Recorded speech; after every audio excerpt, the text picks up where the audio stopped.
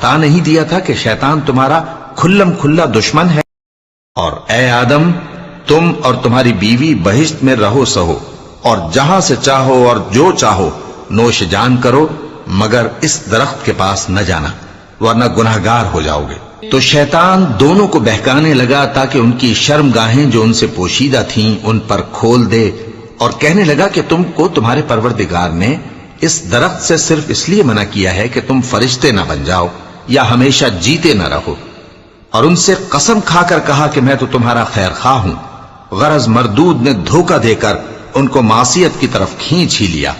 سو جب انہوں نے اس درخت کے پھل کو کھا لیا تو ان کی شرم گاہیں کھل گئیں، اور وہ بہشت کے درختوں کے پتے توڑ توڑ کر اپنے اوپر چپکانے اور سطر چھپانے لگے۔